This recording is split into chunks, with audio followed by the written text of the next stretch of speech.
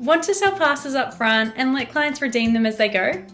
In this video, we'll show you how to set these up and in turn improve cash flow and keep clients coming back. In Nookal, passes can be created by going to Setup, Items, Passes. Click the Create Pass button to set up a new pass type.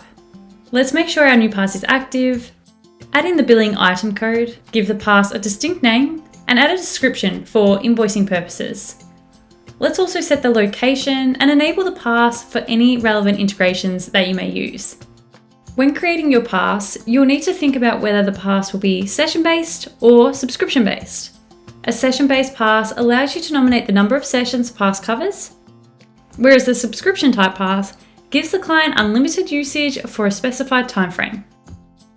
In this example, we will be creating a 10-session pass, so I'll nominate the session option, select 10 sessions, and they'll have 12 months to use this pass.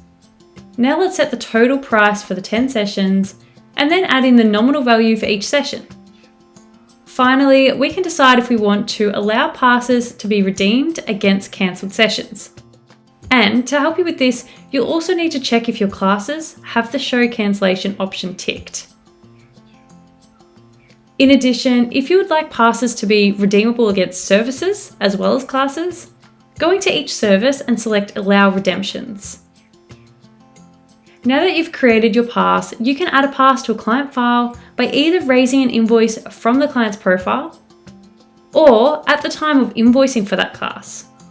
When you purchase a pass directly from a class, the first session will automatically be redeemed for you.